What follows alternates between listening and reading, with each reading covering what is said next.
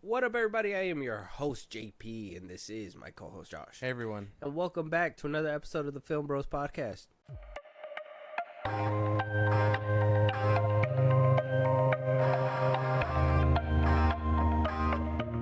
Oh, man, what a great episode we got for you guys today. You guys already read the title. Josh, are you excited about this conversation? I want to say yeah. Are you jumping into this kind of excited? Yeah, it's been forever. So I know we're recording this a little bit later. Yeah. But is the hype still there when you think about what we're about to talk about? Do you still have like that visualization? Yeah, kind of, yeah. I mean, I had to watch it twice to get the full scope because waiting weekly, shit fades basically. Yeah. But yeah, no, I would say there's still some excitement there for sure. Okay. I was left satisfied, I think. Yeah. I think I was left satisfied for Something sure. crazy. For a good season one. But I mean, obviously with that, Josh, let them know what we're going to be talking about today so we could just jump right in there and get it done. Today we are reviewing X-Men 97. Watch the series finale of X-Men next Saturday morning. Check your local listings. I'm grateful to have the chance to say goodbye. I am proud of you all, my X-Men. Fate lies in our hands now. We have to stay vigilant. The professor entrusted us with his dream. No matter how dark it is, we must believe in each other. We get this done by working together as a team. Jeez, Bub. Keep buzzing in my ear. To me, my X-Men. So yes, X-Men 97, that crazy cartoon that just like was revived out of nowhere, in my opinion. Got fans hyped. I remember. Yeah, people were excited. They're like, X-Men 97, the possibilities if people watch it, like what else we're gonna get.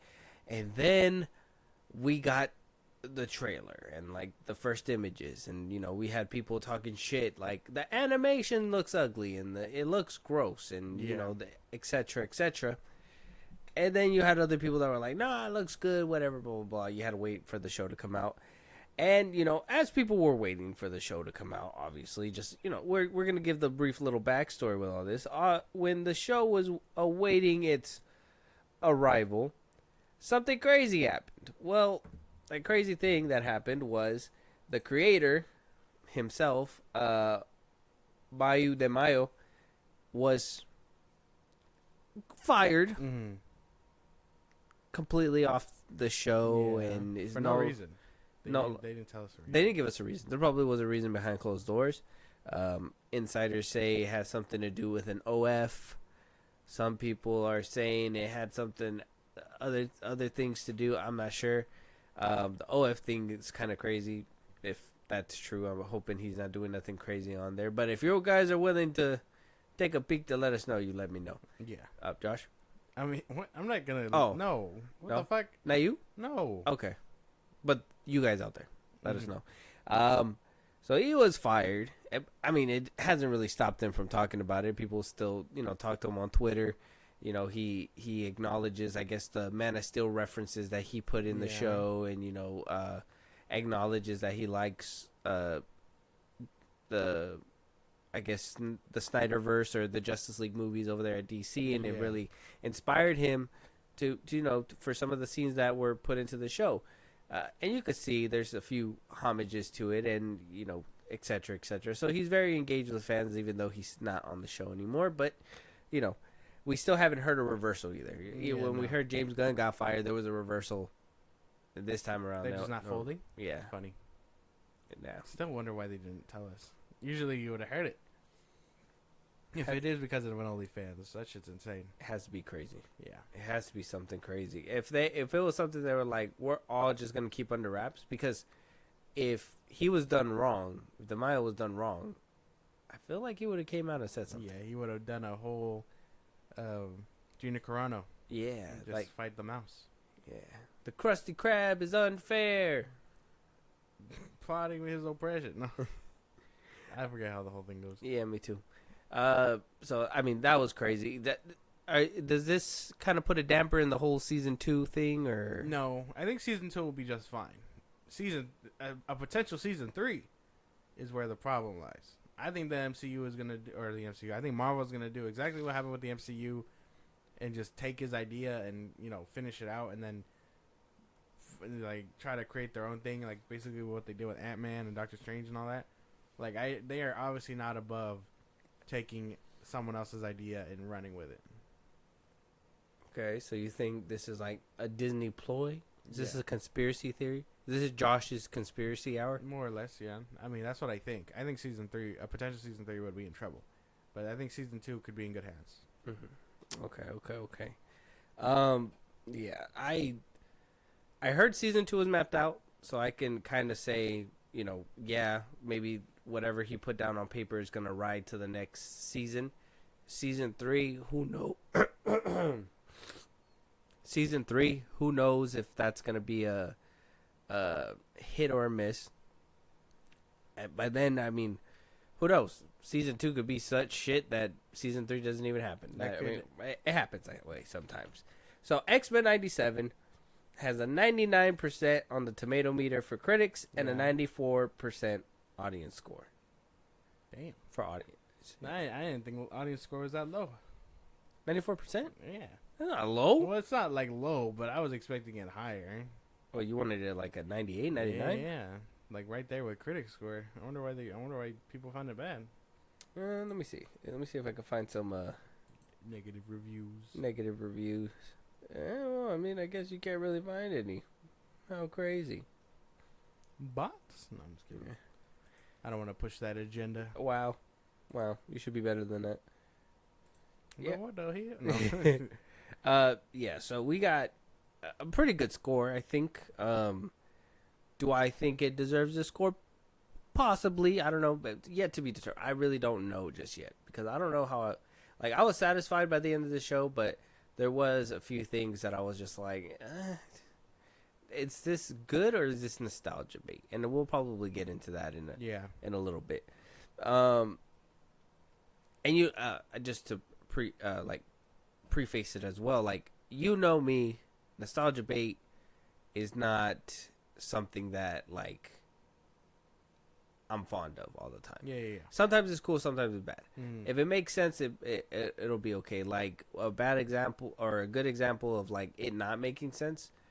I know some people are gonna come at me, but obviously I've talked about it before. Is in Ahsoka. I thought that they used Anakin Skywalker in there as a very,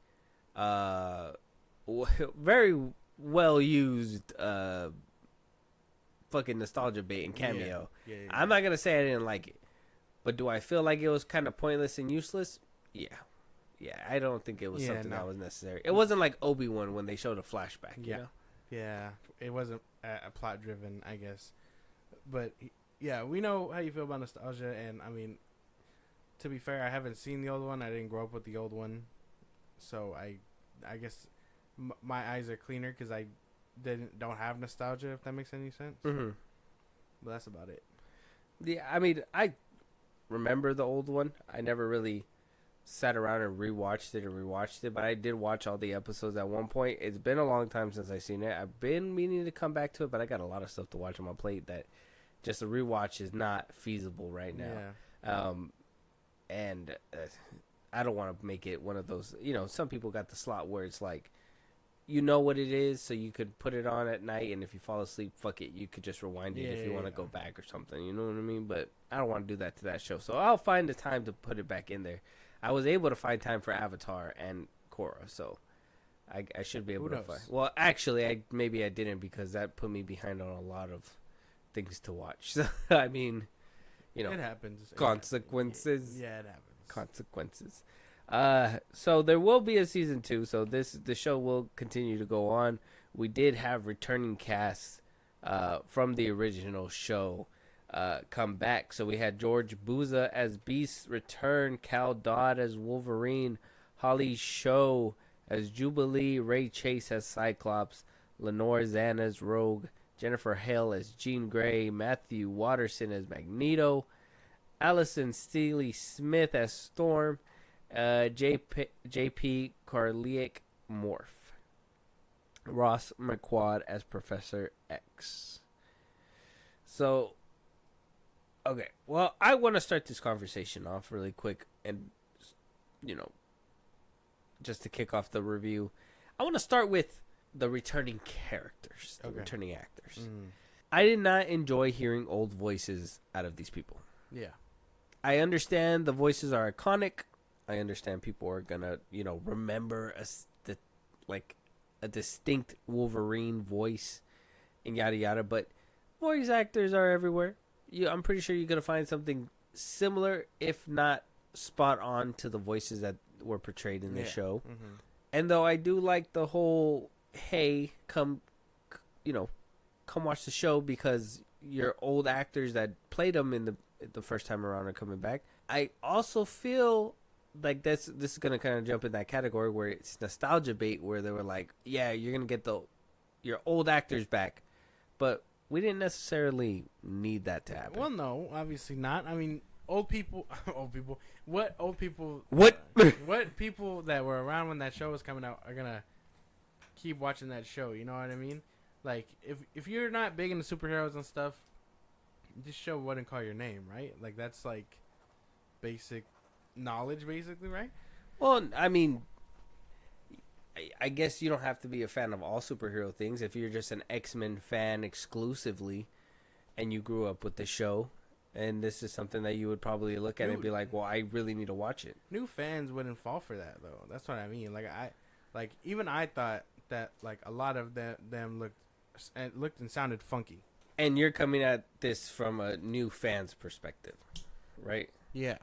Like, I mean, it doesn't mean... the voices didn't really mean shit to me, obviously. Like, I thought everyone kind of sounded good. The only one that sounded really funky to me was Wolverine. Like, he sounded the oldest. You know what I mean? Yeah, exactly. I he's been smoking on a couple packs. Yeah. I thought that was, like, the only real interference for me. Everyone else sounded their age, if that makes any sense. No, Rogue sounded like an old lady. You think so? I didn't think so. That's probably the southern accent. Yeah, she sounded like a southern old lady. Yeah. And then Storm, she sounded like an old lady. what a weird pause. Storm. I think some of Storm. I can get behind that. I think Storm sounded. I think everyone sounded pretty well. The most one to stand out pretty oddly was Wolverine, Rogue, Storm. I'm trying to think. Wait, I'm not done. I want to say the one that was kind of like iffy was Jean. She still kind of sounded young, but also at times old. I don't know what that was about. I don't know. I don't know if it was because she was portraying two characters, so she was trying to make it a little bit more distinct. But maybe. I don't know. That could be it. Maybe, who knows? But yeah, I think those were the three that really didn't make sense. Cool to have, but really unnecessary in the grand scheme of things. New fans wouldn't really care about this kind of thing. As long as it just sounds like I said, as close to or right on. Basically. So we could chalk that up to nostalgia bait. I'm gonna start keeping a counter. I would say okay. Only because for this show I want to keep a nostalgia bait counter because I wanted to really see whether or not if this show is actually succeeding because of how good it is or because of the fact that people are just like, man, I've been starved of X-Men. This is so good, and so much of the stuff that I used to love is brought back. You know, perhaps this could be a good distinction. So that's one. I got one on the board. Okay. Oh, okay. You use the notebook, not a chalkboard, but okay. Yeah. Moving forward. Yeah. Did you have anything with, I guess, character or the voice actors? Did you have anything more besides that they just sounded a little bit older, some of them? No. I think everyone like I said, I think everyone was pretty spot on. I think Logan is the biggest standout to me. And, I mean, more down the line, but I got beef with X-Men 97 and the way they did my boy. But that's about it. Okay. Everyone to me sounded like how they should. I really like Ray Chase as Cyclops, though. Like, his voice as a leader. She was powerful. Damn near Woody. As good as, like, Optimus Prime type shit. Yeah. He was... It was good. That shit was good. You said Woody. Was he Woody? Huh? Oh, no. Something else. Oh, what the fuck? Okay. Like, when I hear him. You hear Woody from Toy Story? No. I don't I understand. get a Woody. Oh, oh my God.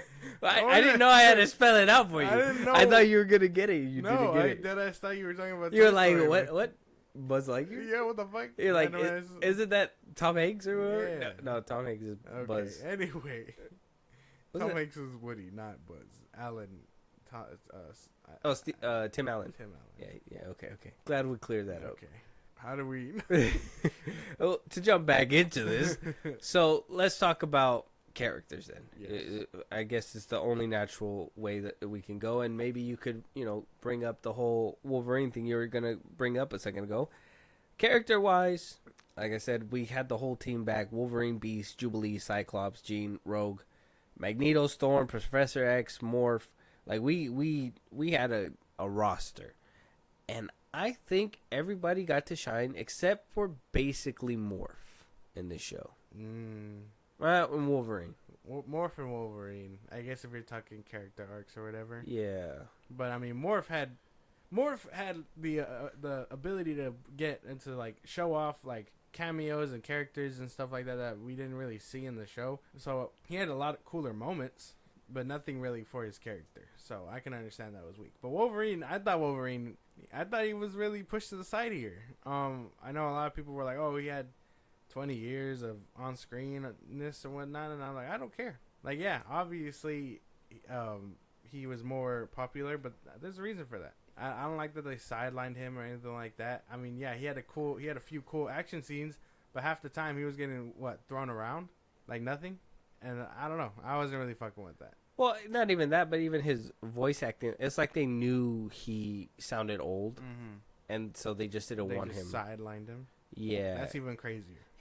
I mean, and then they played into that whole, love for Jean kind of thing. Yeah. Which he had in the original show, which I understand, but I felt like that's all they kind of put him as. In this show. They had their cop out, which is really dumb. Like, what was the point of going through hoops if you were just gonna be like, aha, it's a clone? You know what I mean? Like, I feel like that was very unnecessary for the most part. Y'all could have both had one. Yeah, I mean, the other one got blown to bits, but yeah.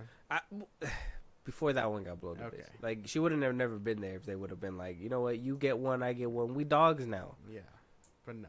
And he would have been like, yeah, but we dogs. Where's your gene thicker? I don't know.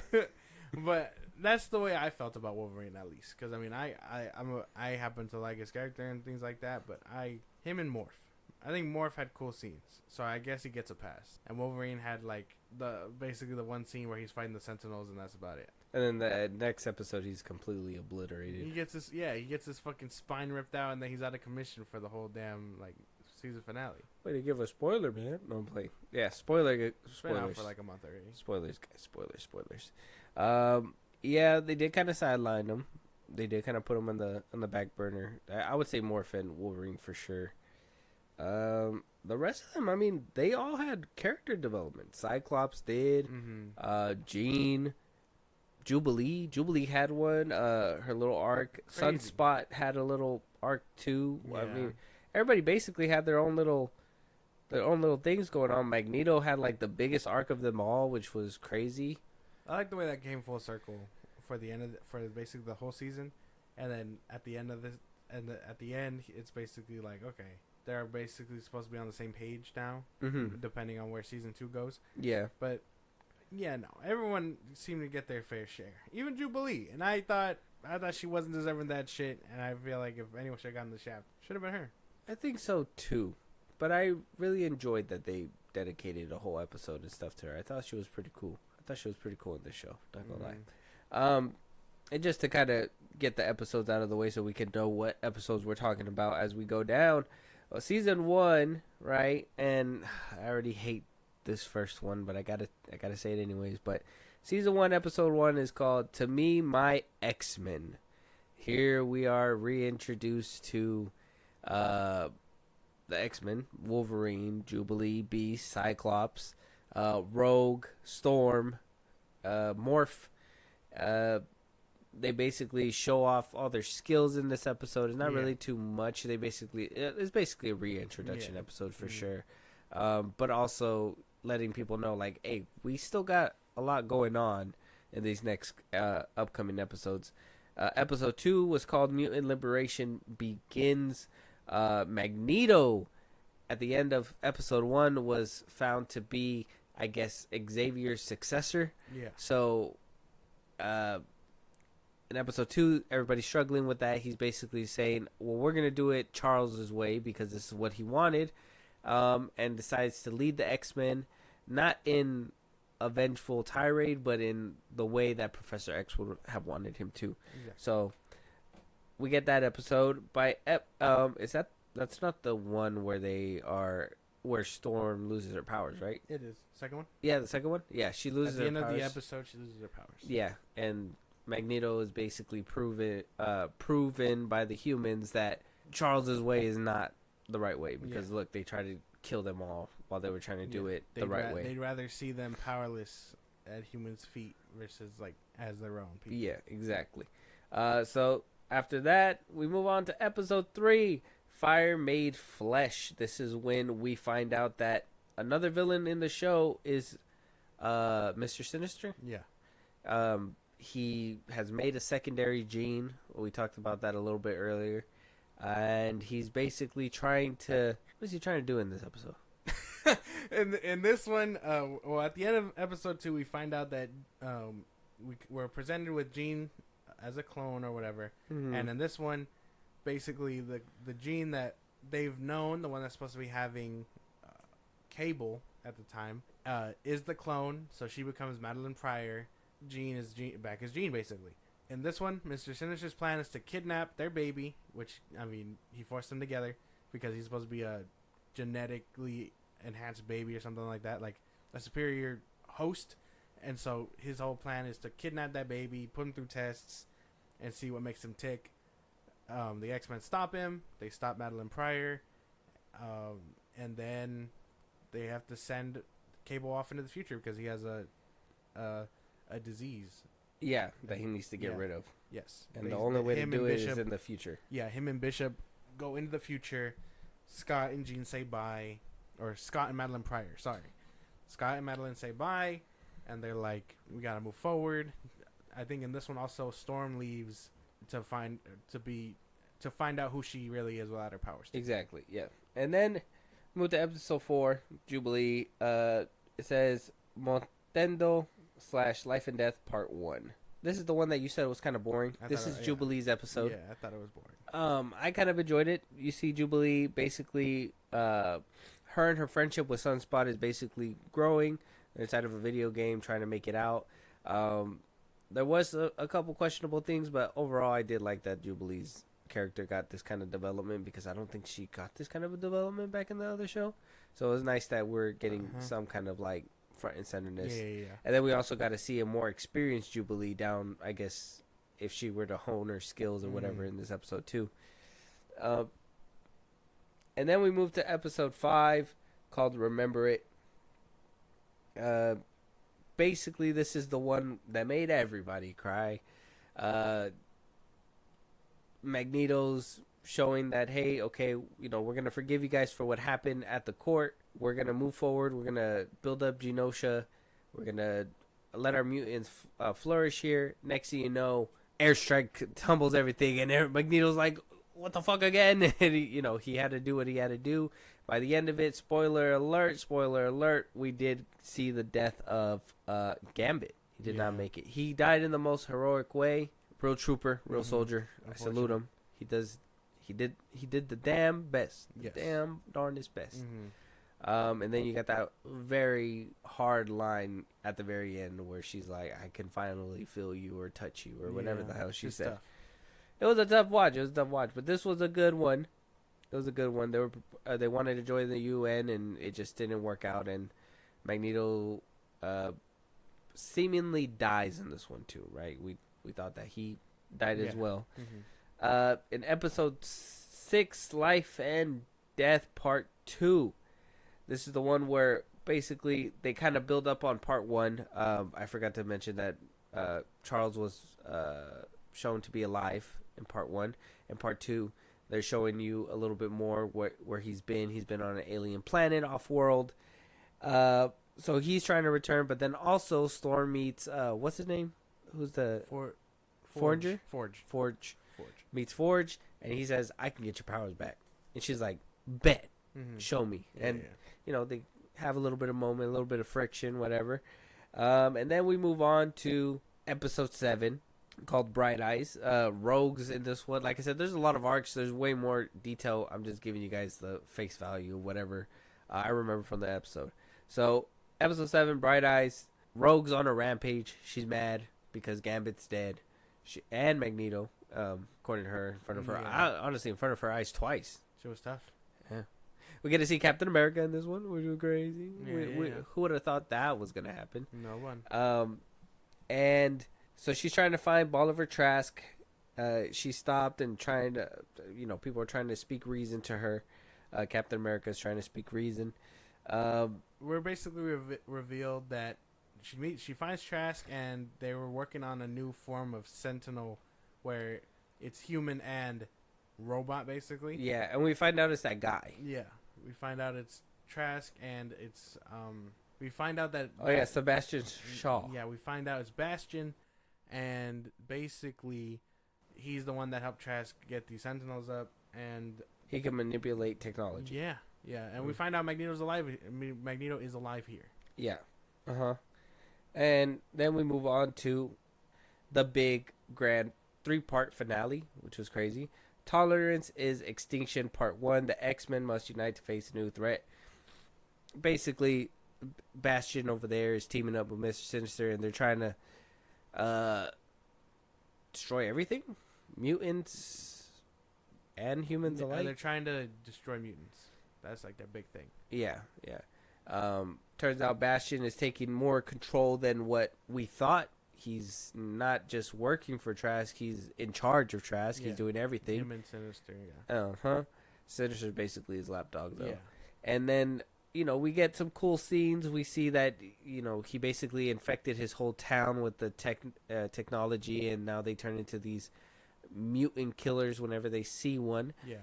And then we get that cool scene that you said with Wolverine, Nightcrawler. That was pretty sick. Pretty cool. That whole, like, scene where, like, he goes through the portal and everything. Yeah. And then, you're right, you get that scene where, you know, he gets knocked on his ass by Magneto. He does get a stab in, and then Magneto is just like, you fucked up. That happens in Part 2. No, that's Part 1. He's decommissioned. Yeah, he's decommissioned in Part 1. And then in Part 2 is basically the whole focus is on the other two. Oh, okay. Well, then, Part 1, I mean, pretty solid start to the end, basically. I feel. Tolerance is Extinction 2. The X-Men are devising up a plan, right? Yeah, to try to stop everything. There's a Team A basically goes for Bastion. Team B goes for Magneto because he cut the power in the big. Magneto was set free in Part 1. Yeah, and they go after Magneto to see if he can get the power back on. Otherwise, he's gonna start war with humans. So that's where that one leads. And then you get this like mental game by the end of it. Everybody's trying to fight. Cable's trying to fight for his life. Storm and Jean get a nice little moment. It's great. Very, very heartwarming battles. Battle starting shit.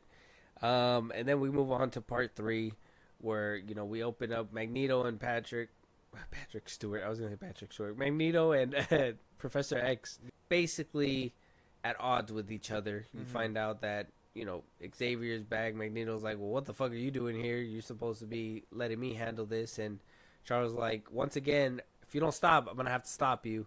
What ends up happening, Part 3, you see Charles got Magneto in a mind trap. He's trying to bring him back and all that stuff while Sebastian's being tossed around by the X-Men and the X-Men are being tossed around by him. By the end of it, Cyclops gives a beautiful beam blast and destroys everything, overpowers the whole, I was calling it I was like, that's the whole Age of Ultron thing. Oh, yeah. Yeah, the whole house or big rock that's going to crush everybody and destroy the Earth. And yeah, happily ever after by the end of everything. And then we get Part 2 set up, or Season 2 set up, with Darkseid not only being introduced in the past, but also in present time, picking up one of Gambit's cards. So Interesting.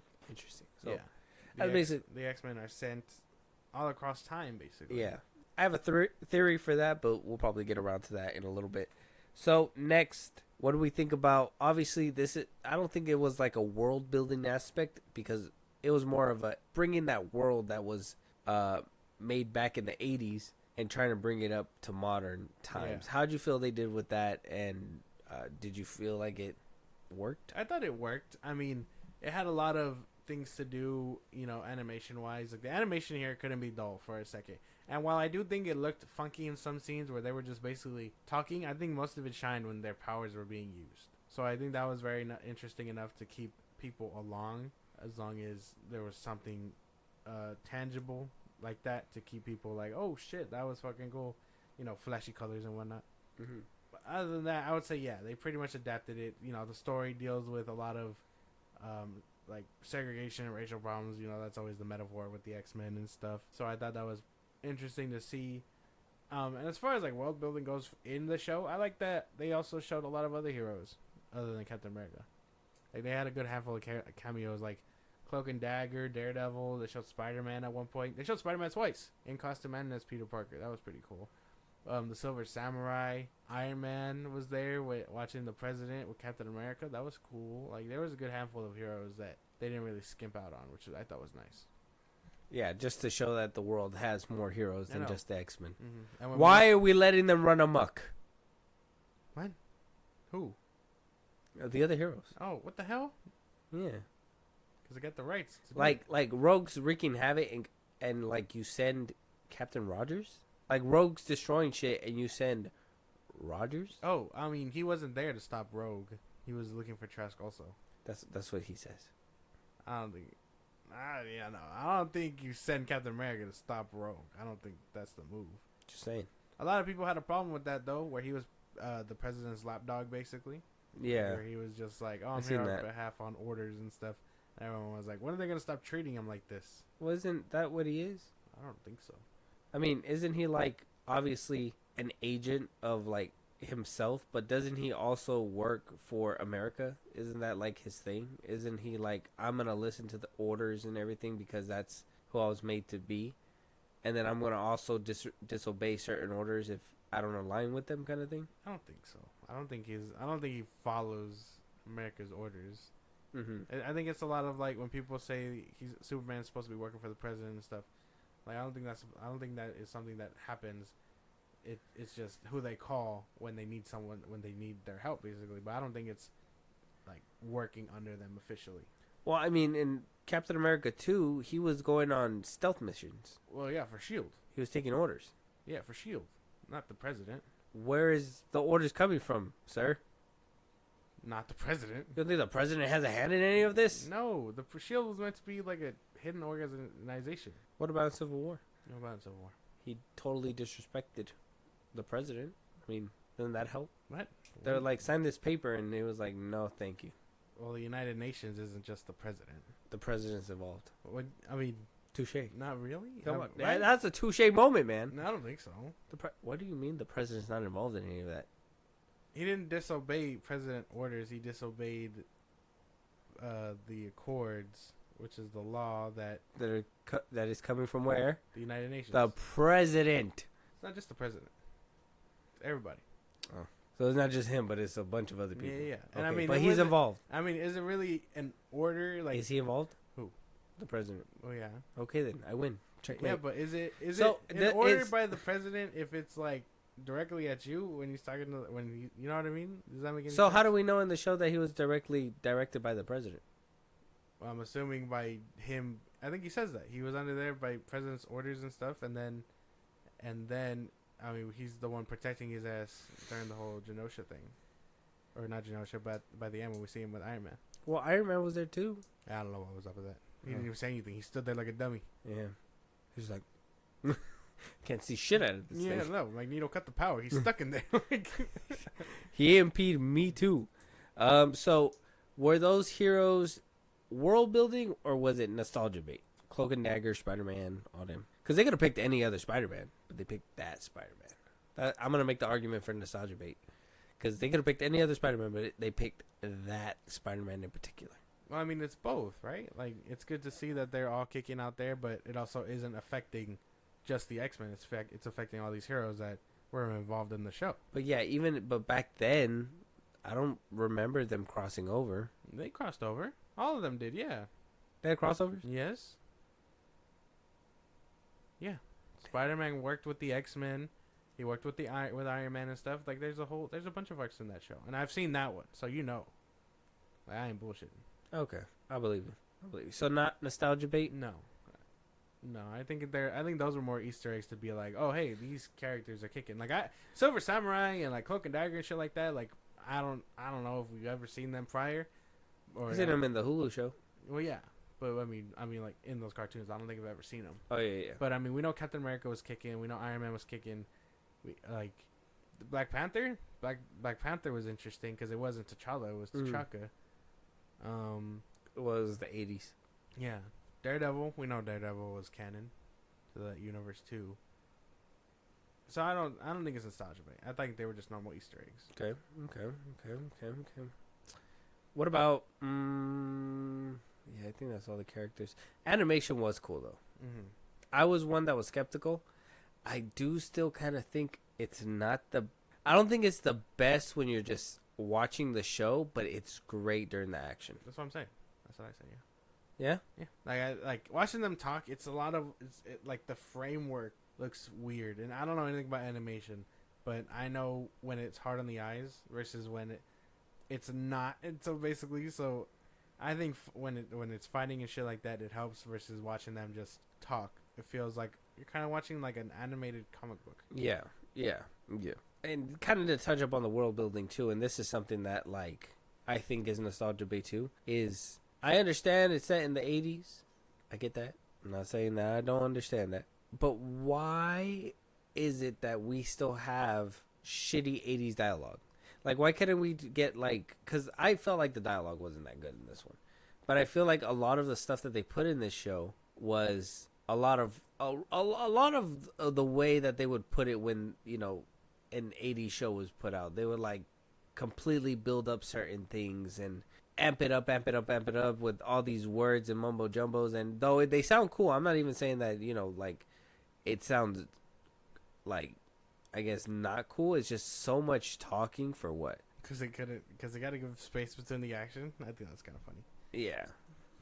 I want to more specifically point out Storm. Oh yeah, she's always talked formal though, like that. Yeah, and I didn't mind her formal speaking. It's just more. She's just like, watch your tongue. When she like run a little bit more, yeah, stuff like that. And then you have, who else was an offender of this? Jubilee was an offender. Charles was an offender. Magneto, yeah. Only real thing that he says that's modern is when he tells Charles to like shut up. Yeah, which is cool. But they all kind of spoke with like, I see what you're saying. Yeah. If that's how they talked in the 80s, then I guess. But like, I don't know. I wasn't born there, so. Yeah, but I mean, if I were to watch this and then we'll watch like Terminator or Stranger Things that take place in the 80s, are we all gonna be like, this is the consensus that people thought they talk like this? Well, I mean, you could tell when it's an 80s movie, not just by the way that it looks, but like the dialogue that they use too, because there's certain words and certain terms that they're gonna use from back then, and just like the vernacular is just completely different. But compared to how we talk today and whatnot, right? So I don't know. That one's an interesting one, but I didn't want to completely bash it and give it like a complete point down or anything like that, just because I understand that this is how they were in the 80s show too, like in the OG version. And I'm just like, I thought we would have just moved on a little bit past that for this season. Maybe just a little bit. Yeah, I see what you're saying. Yeah, so I mean, but animation was cool. That was cool. What about there were so many arcs. So I mean, the plot of this whole season was to defeat the bad guy. Obviously, that's basically the arc for every single X-Men season. And there were so many arcs to go through, and we did say that 2 people were left behind, Wolverine and Morph, because I think everybody else had like a good portion to shine, basically. Size, yeah.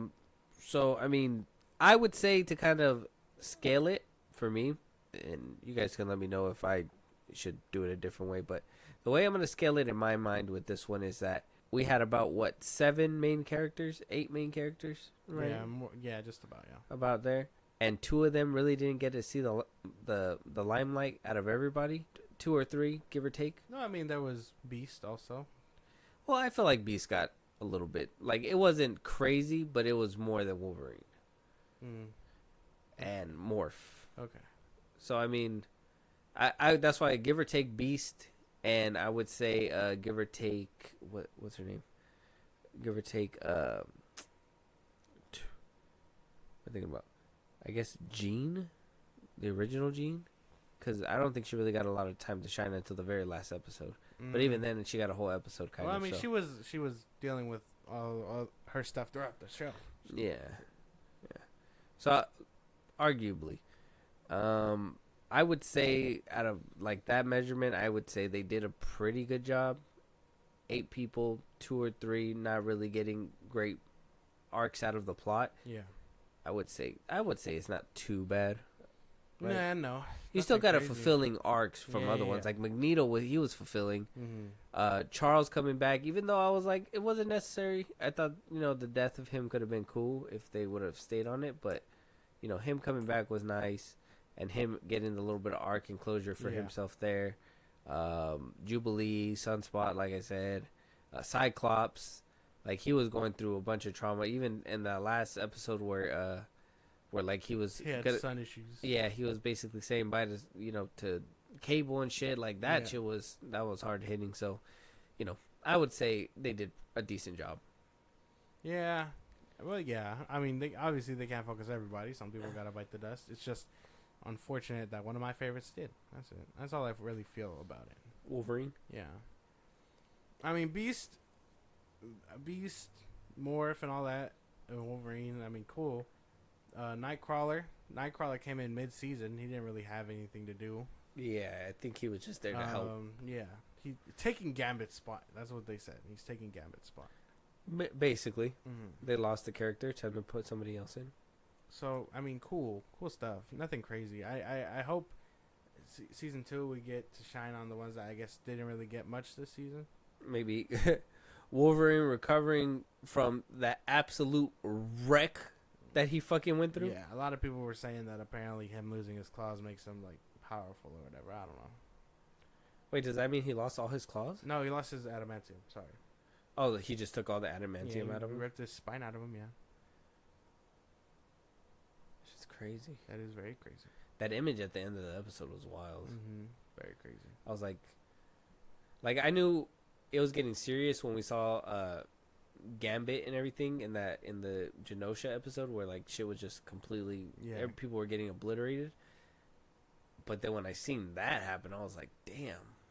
Okay, see, this is what I mean. This is where it's like showing and not telling, right? Just a little side tangent. Like Deadpool is doing all this extra, even the popcorn bucket that we seen today and everything. They're doing all this extra to be like, oh yeah, this is gonna be fucking crazy. Like it's gonna be rated R. It's gonna be dirty and shit. Yeah. And then you got shows like this where it's like subtle. You didn't tell us all this stuff, but then when we see it, we're surprised and we're like, damn, we didn't even think you could do that. Like, right? A little bit different. You kind of see. Yeah, well, yeah. For the little side tangent. Yeah, it's obviously different. You know what I mean? I mean, and a lot of these shows aren't built like that anymore, either. You know what I mean? Like, this is supposed to be, like, a continuation.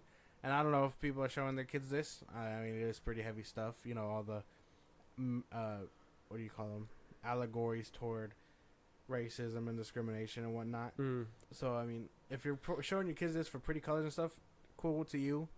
It's just heavy material. So, I don't know who's showing their kids this. This is, like, teenager stuff. Yeah, this teenager. I mean, but still, like, Disney putting out something like this is never would expect it. Yeah, I mean, what if they didn't even get this crazy? I know. I wish it would have. Like, why? Like, if you know you're gonna do this, you should get ballsier with your stuff. Right. You got animation. You could do this, and just nobody's gonna bat an eye. If anything, we're gonna be more surprised with you guys. You couldn't even do it. Yeah, no. Like I've seen more blood in, I think, in the first 2 episodes of the show than fucking What If. Yeah, no, they get hurt, which is I really enjoy. Like, it really shows like they can get fucking hurt. Cyclops be doing the most, bro. For real. Using his powers to slide and shit is crazy. Yeah. And to fucking brace his landing. Wow. To me, my X-Men. Fuck you. They're his X-Men, bro. What do you want me to say? Well, I'm not He's had a saying problem with this I'm line. not saying that, but can we get a better tagline? No. To me, my X-Men. Why not? Come on, y'all. What? That doesn't sound empowering. What do you bro. mean? That doesn't sound What do you powerful. mean? Let's get ready for power. Come on, y'all. No. It's just like We're going to war. Come on, y'all. No, it's just like Titans Go and Avengers Assemble. This, and that. Like, it's just as hard. Okay, why don't we say, all right, mutants together.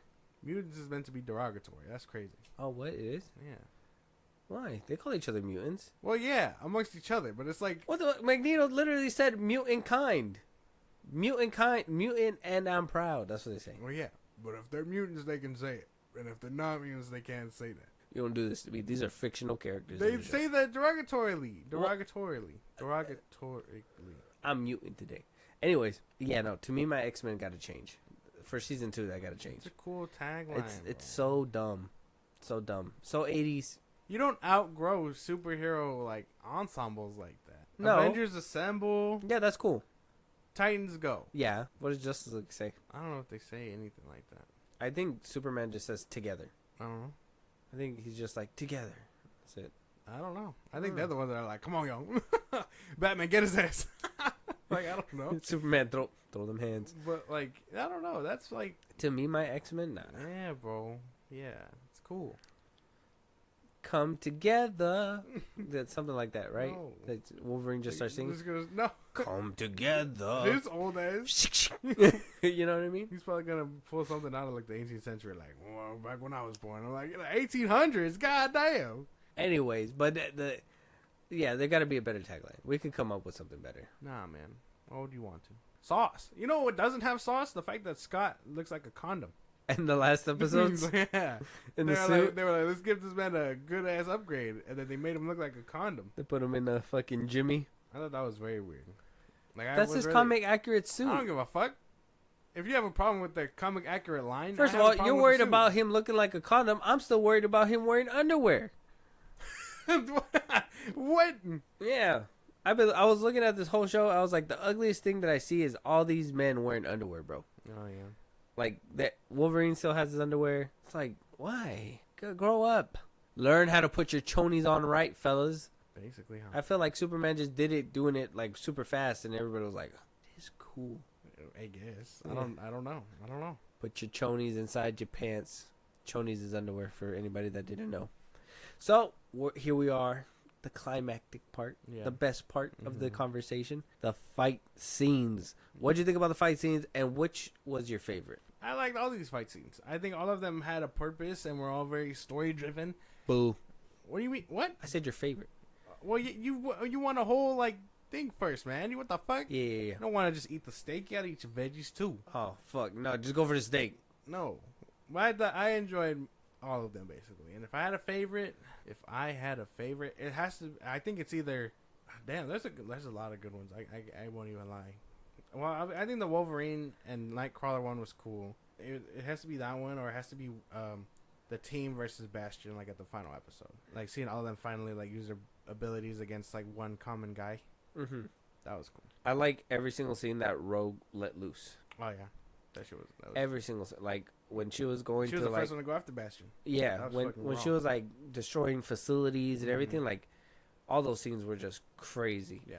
The encounters with Captain America, obviously those were more tamed, but then when you got to like the Genosha stuff and everything, like that was powerhouse.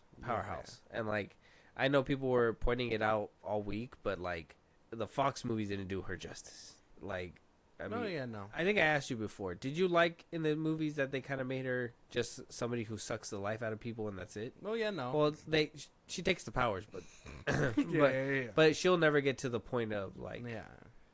Sucking the life out of yeah. Yeah, no. I mean, like I Get said, off me, Rose. Rogue, get off me. No, wait, no. This was kind of good. Wait. Like, I don't know. Yeah, that's a Woody. You need to stop saying that. Oh, sorry. But like I said, I didn't mind it because I knew it was a different iteration. I know this one's obviously probably more comic accurate.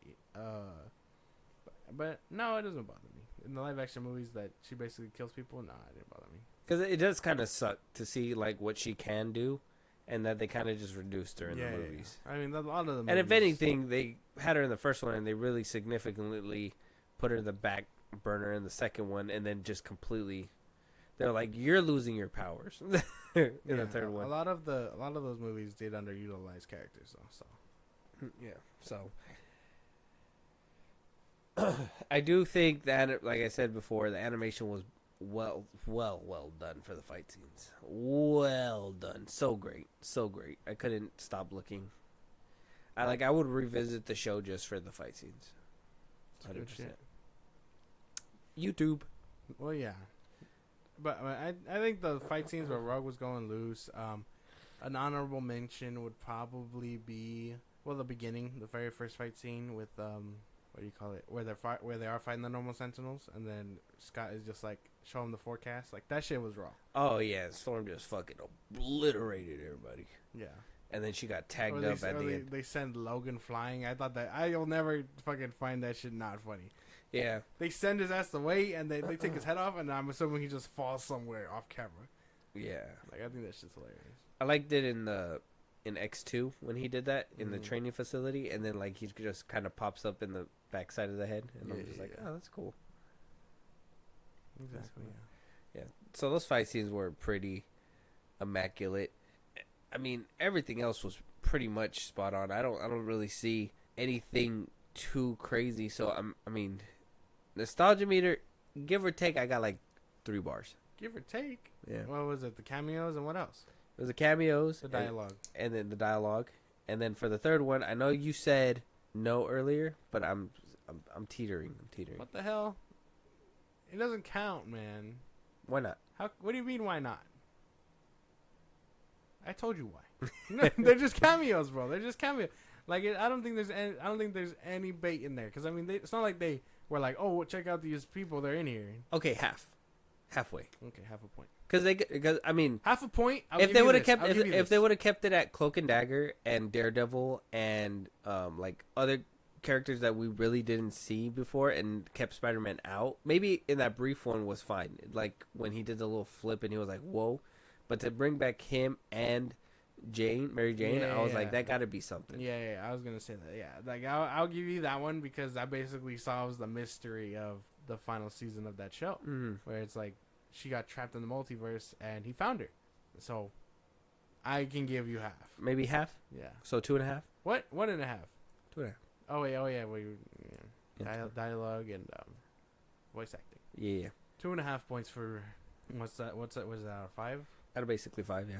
Okay. Not bad. I didn't rely on it too heavy, but you know it's there. It did bump it up a couple points. points. There. They titled it X-Men 97. It's a sequel to that show. A lot of people felt like they should go back and rewatch that show for this. So I mean, I would say it's obviously there, like a good chunk of it. Okay. So, but that, man, let us know before I ask you, what season 2 gonna look like or whatever. Yeah. For what you want to see and what you believe. Tell me what a brief summary of why you like this show, why other people should watch it, and 1 to 10, 10 being the best, 1 being the worst, 5 being in the middle. Where would you put this show? I really liked it. I do like the characters and stuff. And although Wolverine did get the shaft, I do feel like a lot of other characters carry. Like I freaking love Magneto and all these other people. The action was worth it. The animation, although kind of shaky, still worth to watch the action scenes and stuff. Like I don't think it's anything crazy. The story sets up something for season 2. Before we dig into that though, I mean I gotta give it like an 8 out of 10, just because I really enjoy this kind of thing. And, animation is kind of my medium too. So did Wolverine put you down 2 points or? It was Wolverine more for all these other characters that I think should have gotten the spotlight. Like I think they did away with Madeline Pryor way too fucking fast. Oh, they did. Yeah. Like I mean, they set up. There's so much more questions. Yeah, there's a lot more going on Genosha that they should have really got to. But I feel like they got there and they were like, "We're gonna obliterate half these motherfuckers, so it doesn't matter anyway." Mm-hmm. So that's about it. Oh, you guys wait. We're about to bomb the fuck out of y'all. Yeah, like Madeline Pryor. I forget her name. She was in First Class. Emma Frost. Mm-hmm. She was there. Didn't really. And I think they said she died or something. Mm-hmm. Like that shit's crazy. So they did away with a lot of cool characters and stuff. And the fact that they reduced a lot of characters to morph basically being cameos is also kind of crazy. I mean, we saw the Hawk, Colossus, Psylocke, like they did a lot of cool shit that I feel like he should have been built up upon also. But 2 points for animation and Wolverine and all those other small things that I can look behind if season 2 comes and I feel like rewatching basically. Okay. I give it to you. I think what you said is basically spot on. It's a great revival. It's something that I honestly didn't expect people to really catch on. I thought people were going to be like, oh, this is kind of old school. It's not going to be, not something I want to watch. So the fact that it really gained traction, I am worried about what's going to happen in season 2. We will touch on it right now. I think everything pretty much wrapped up nicely in this one. Gave us a good little cliffhanger for the next one, because what happened is that I remember the cliffhanger in the very last episode of the OG one, and Charles Xavier was basically gone, and you didn't know what happened to him. But in this one, they answer that question, and basically wrap up everything that wrap up everything on that tail end front, I guess. Yeah. So if this show were to end with this season, besides the little cliffhanger ending, obviously introducing the next villain for the next season because they think another one's going to come in, like this show would have been perfect to end the whole series. Yeah. Like you even get those little cameos, you get the Mary Jane thing, like you said, and blah, blah, blah. It like wraps it's up just, all those questions. Yeah, like everything just basically wraps up and you could end the season or the show there. I think I did have kind of a problem with that. But I'll let you give the ranking before I go on. Yeah. So I thought that was pretty cool. What I didn't like was a little bit of like I said, my thing is that I just don't like when nostalgia ruins the production of the show. And I feel like the voice acting really ruined a lot of the scenes for me because all I heard was old person. And though it sounded like Rogue, it sounded like old Rogue. Though it was Wolverine, it sounded like old Wolverine when he's supposed to be young or whatever here. So, and then I don't even know if that's a reason why they probably didn't have him speaking so much. Like, I felt like they knew what they had and they were just like, we can't just, if we ask everybody else, we can't ask him. We can't not ask him to come back. Yeah. So they had to ask him back, So I feel like it really did kind of hurt it a little bit. So as like a revival / soft reboot / reintroduction, I think it did pretty good.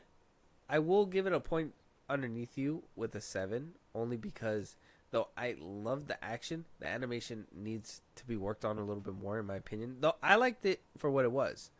I feel like it just needs to be improved a little bit more. You know how like the Clone Wars started with like choppy animation and then eventually got to the smoothest thing you could see? Yeah. I feel like there's room to get to that smooth point with this show. And yeah, like I said, the cameos questionable. I just don't like nostalgia bait just for the sake of it. I do like I said, the little back end stuff, certain things. Daredevil being shown was nice. The dialogue could have been a little bit spruced up just a tad bit more, just a little bit. Some things could have been dressed down just a little bit more. Storm, I knew who she needed to be, so I understood. But I think at the end of the day, a 7 is a good place to put it. I know the Rotten Tomato score says different and all that stuff because those are in the 90s, and you're at least at an 8. I thought you were gonna go like 9. So I felt like I was going to be a little bit left out, but I'm not too far behind. It was kind of a drag to get through, though. I can't even lie. I don't know what it was. There was something that just kept me from going back. I don't know if it was just the visuals, like it just wasn't visually pleasing. I'm not sure what it was. It's just it did take me a second. Okay. I mean, when I went back to rewatch it, I skipped that whole episode. Jubilee. Yeah. So why? I just couldn't get behind it, bro. Wow. And then the ending. I know it took 3 parts, but I could have done without that setup for season 2. That could have been like the last, like, I don't know, maybe not even involved in that shit, because I felt like they wrapped up that ending just so halfway through the episode they could be like, oh, this is where they are, and here's season 2. Yeah. Well, my season 2 theory, at least, because it's going to play into this, I don't think it's going to be time. I think it's going to be multiverse stuff. I think that's how they're going to kind of introduce the whole X-Men and Avengers thing later down the road. But I think they're doing something where they're like, we think it's time now, but I think it's going to be different. You think so? Mm-hmm. I don't know. I mean, I don't know. Multiverse stuff could be the answer, and if it ends up being multiverse stuff, we know it's part of the MCU, and they kind of marketed it as not. Oh yeah. Well, I already told you, man. At this point in time, it's not until it's successful. Well, yeah, as sleazy as that is. Yeah. Yeah. So I mean, I could see that happening, but I don't know. I'm still a firm believer on time. Apocalypse being a second attempt. I know the first show had him, and then we had that movie.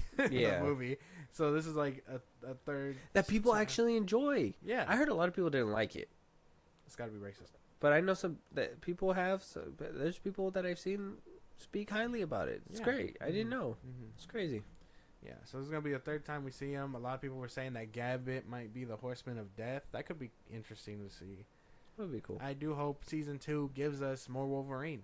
I hope they don't sideline him and let it go. We get to see where having Bone Claws leads him. Why? Because I don't even think they showed him where he ended up in. They didn't. He was just laying there. A lot of people were saying that him and Morph are gay for each other. Oh yeah, I saw that. Bu DeMayo was saying that that's not the case. that only Morph feels that kind of way toward Logan, and Logan doesn't really give a fuck about him. Oh, okay. That's what that I guess that's what he meant with that whole Gene scene where he's like he loves him and stuff. That basically, it wasn't just Gene he was portraying, but he was also confessing. Is what they said. Got you. Okay, well, either way, gay. But that's crazy. No, but so yeah, it is what it is. Let us know out there what you guys think. Have you seen season 1? Did this help you guys want to watch it? Do you guys feel like you shouldn't watch it? I mean, it's always good for a one try, a one and done, right? If you need to. If there's any topics that we haven't talked about that you want to hear us talk about, if there's any movies you guys want to review, any TV shows you guys want us to hit up, I could put more on the list. I put others in the back burner, but anything for y'all. Yeah, anything for y'all.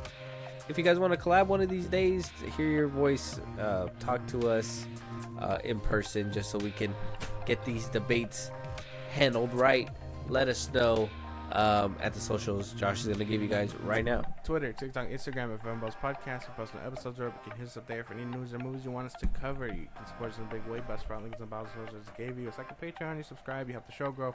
We greatly appreciate it. Be a part of the conversation.